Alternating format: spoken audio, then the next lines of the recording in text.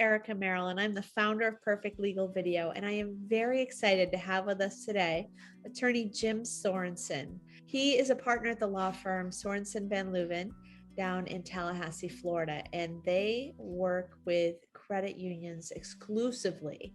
And there is so much to know about this area of the law. There's lots of changes, and we're really happy when Jim comes on the show and he can help keep us up to date on what's going on. So I wanted to welcome you to the show today, Jim. Thank you so much for joining us. Thank you for having me, Erica. I'm excited to be here today and excited to talk with you again. Absolutely. So last time we really picked apart what was happening with the Servicemembers Civil Relief Act and its impact on interest rates charged to active military members. And there were some gotchas that you were able to tell us about. Very, very interesting. And I understand that there are other parts of that act that can cause some confusion and trouble for lenders. Can you give us some of those issues? Yes. So as we discussed last time, and just as a little bit recap before we get into those issues, the Servicemembers Civil Relief Act, what we'll shorten to the SCRA, is a federal statute. It dates back to World War II. It has evolved over the years, and the law is aimed at protecting our active military personnel.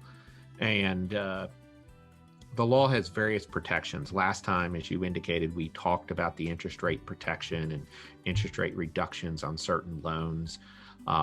The other limitations, or the other protections, if you will, that are out there under this statute as it relates to lenders, is limitations on repossessions, limitations on evictions and foreclosures, and protection in legal actions and lawsuits where the individual's military duty or military service may impact or impacts their ability to participate in that lawsuit.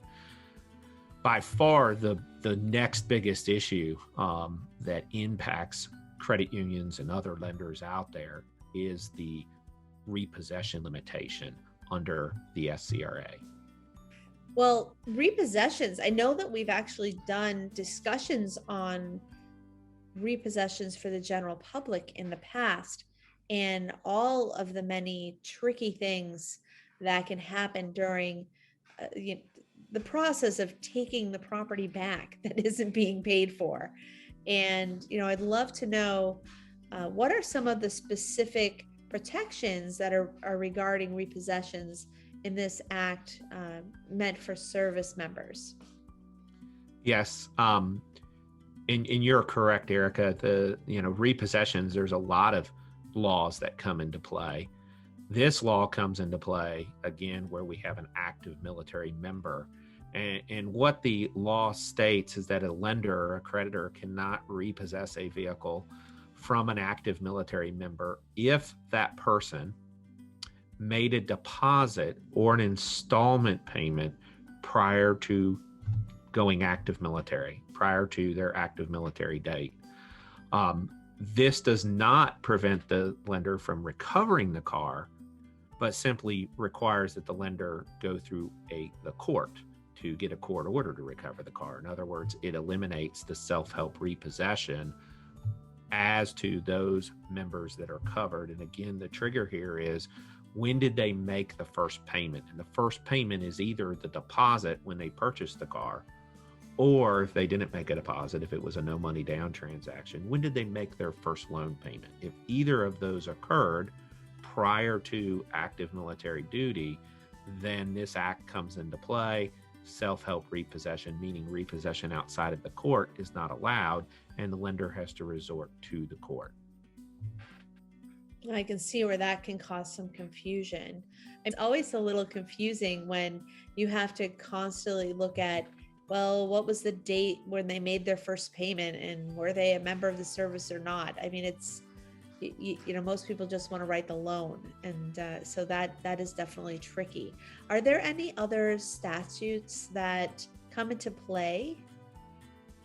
Yes, there are other statutes that come into play, and these can be state statutes, and there's various state statutes. We talked last time about a state statute in Ohio that impacted the interest rate issue under the SCRA. Well, in this case, I'm going to use a more an example close to home. Florida has a statute, and Florida statute in particular here is known as Section 250.5204, and it has a similar provision in it, but this is limited to members of the Florida National Guard. So people who are members of the Florida National Guard who prior to active duty, because if you think about it, most members of the Florida National Guard are not active duty. They have, their occasional duty on the weekend. They have their 2 weeks a year, but they are civilians and have a civilian job. And what this statute says is if they are a member of the National Guard, the Florida National Guard, and prior to active duty, prior to being called to active duty, they, again, made a deposit or an installment payment on a loan, an auto loan, the lender cannot repossess the vehicle while they are active duty without a court order. So it tracks or is almost exactly the same as the SCRA, except it's limited to National Guard members. The additional protections in the Florida statute, which are interesting, is that the Florida statute provides that the court can condition when a lender goes to court to try to recover the car from a National Guard member, the court can condition recovery of the car or recovery of the vehicle upon the lender having to repay prior payments made under the loan. And the decision on whether to require the lender to refund some or all the money paid is dependent upon whether the court finds that the member's active duty status, that individual's active duty status has materially affected, those are the key words in the statute, has materially affected their ability to pay the loan. So if you think about it like this, if they had a high-paying job and now they go active duty, they're no longer drawing their regular paycheck, they're on active duty status, and their pay in the National Guard is half, let's say, of what they used to make. That would be a material impact on their financial situation. The court would most likely find them materially affected and rule not only would the lender have to get the court order to get the car back, but in order to get the car back, they'd have to refund some of the money. So the Florida statute is one of those statutes. It's not well known, but it does come into play in certain situations. I mean, and that just goes to show that each state might have a little bit of a different twist on some of these laws. And it's really important to have help, such as yourself, you and your law firm, to help keep you complying with the correct laws and the changes and everything else. And so with this question, I know that you work with a lot of credit unions in Florida and you help them keep in compliance with these laws. What are some of the challenges that the credit unions might face in complying with the statutes? The challenge with this is it's complicated, as we've already discussed. It's not always clear what time frame you're looking at when a loan falls in the protection, because what a lot of lenders tend to do is look at the date of the loan, and the statute doesn't go by the date of the loan. It goes by whether there was a deposit or the first payment under the loan.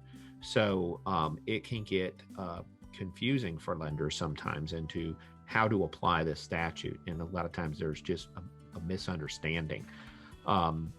There are also situations where while the borrower was supposed to have made a payment, they never made a payment. It's what we call first payment default.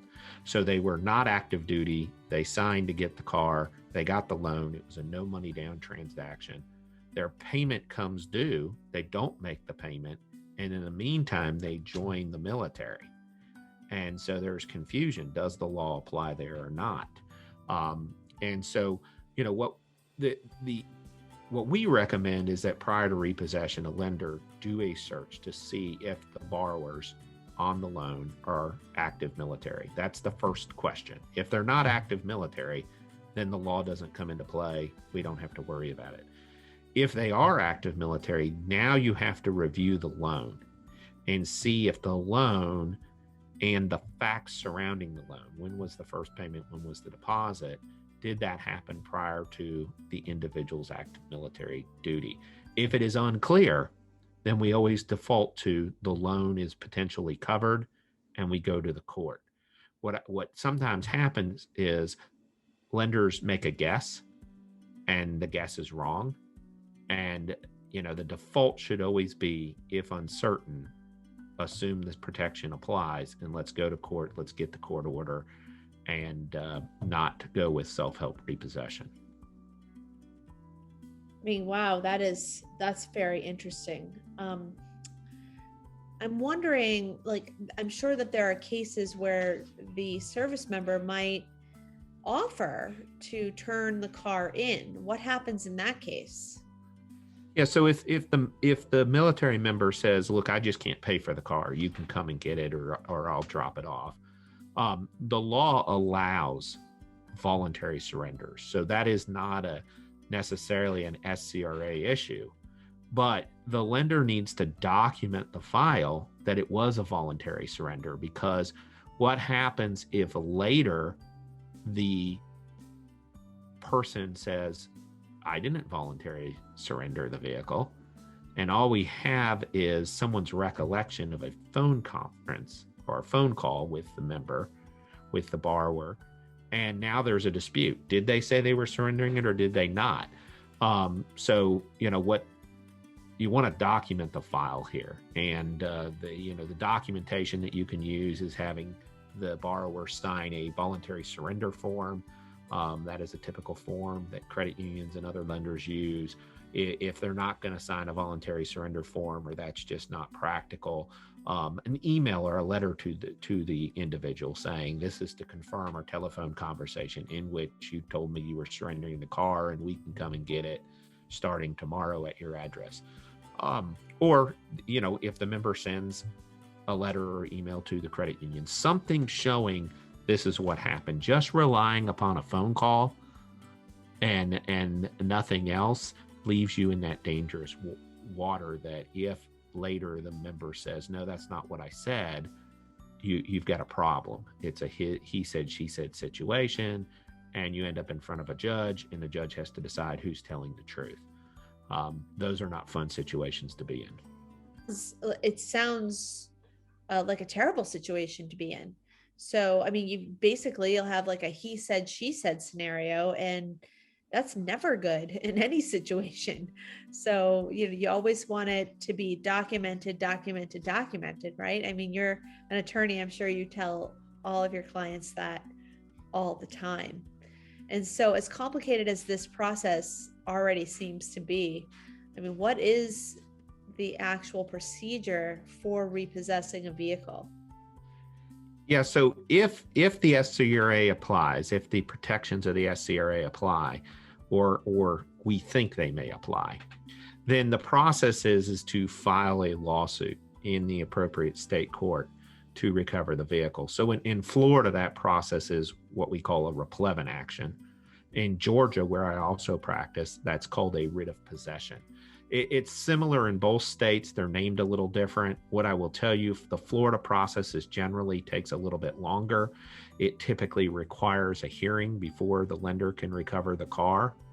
In Georgia, it is a faster process because a hearing is not necessary unless the debtor challenges the action. So if the debtor raises a defense or challenges it, then there would be a hearing. But otherwise, you proceed to get your court order and recover the car.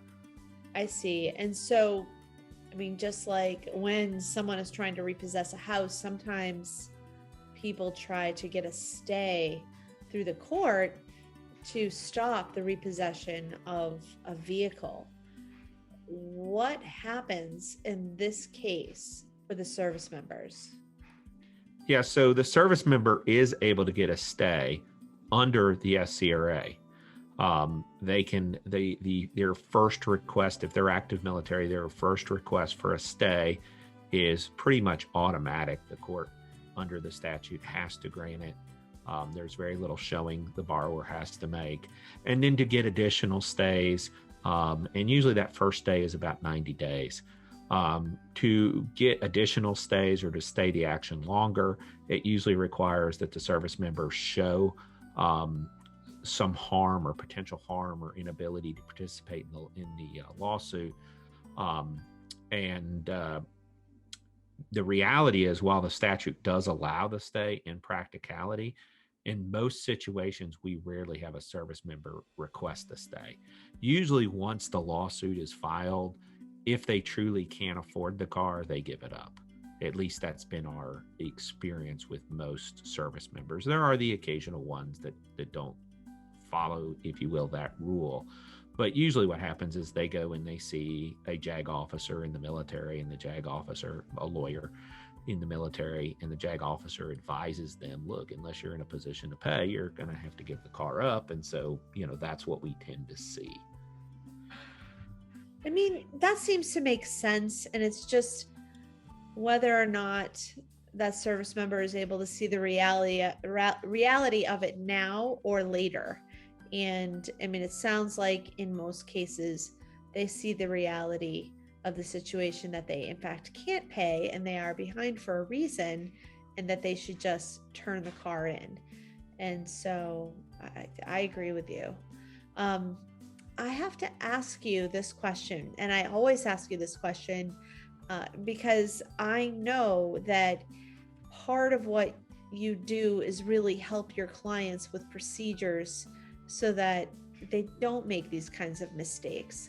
So what can your clients and non-clients and people watching in general here take away from this on how they can more easily comply with the laws?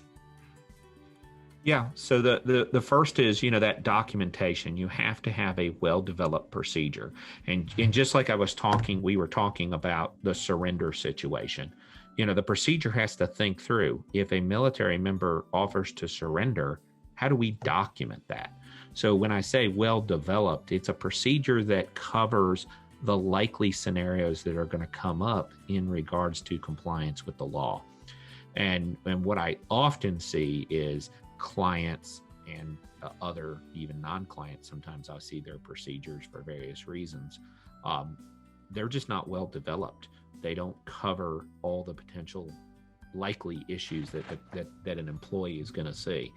The second is training. The employees need to understand the law. They need to understand the procedures. They need to understand how it works in operation within the credit union. Some credit unions, as I think I mentioned last time when we talked about the SCRA, some credit unions have a large active military membership. There are a lot of their members, a lot of their customers are active military. And in those credit unions, they tend to know the law and understand it and have well-developed procedures. There's a lot of other credit unions that it's rare for them to have active military members. They're not near any active military installations. Their membership does not cover military members. And so this is a rare issue. It doesn't come up often. And because it doesn't come up often, there isn't always the training in place. And that's where really good procedures are even more important. And then last, you have to inspect what you expect. That saying that we hear, and it is so true, but so many times you can have the best training and the best procedures, but if your employees aren't putting any of that into practice, and in reality, they're not following your procedures, they're not following the training, the first two do you no good. So someone has to be looking and making sure that the procedures, the training, the law is being followed. And that's what we do. We help in all those aspects. We help to make sure your procedures cover everything they should. We help to make sure that you have adequate training in place, including either providing training materials or helping conduct the training. And then, of course, we can come in and look at the repossessions in a credit union and make sure not only are you complying with applicable state law, but you are complying with the federal laws such as the SCRA, and that's important in today's times, where there's a lot of litigation and likelihood that if you mess up, you're going to face a demand letter from a lawyer. I mean, and that is so true. It's just like buying a piece of exercise equipment and using it as a towel rack. You can't have these procedures in place and not use them and expect that you're going to be okay. Just having them there is it would be nice if that's what worked, but you have to do the work as well as have the compliances and the procedures in place. That's correct. That's a good analogy. Thank you. All right. Well, I do want to thank you so much for coming on here today and giving us the necessary updates that could possibly save credit unions just hundreds of thousands of dollars. Because if you make the mistakes in compliance, that is on average what it could cost you if a bunch of people decide to sue you later. So staying on top of this, you helping us stay on top of this has been incredible. Thank you so much for coming on again. And I can't wait to talk to you in a couple of weeks. I can't wait to talk with you again, Erica. Thank you. Thank you so much. Bye-bye.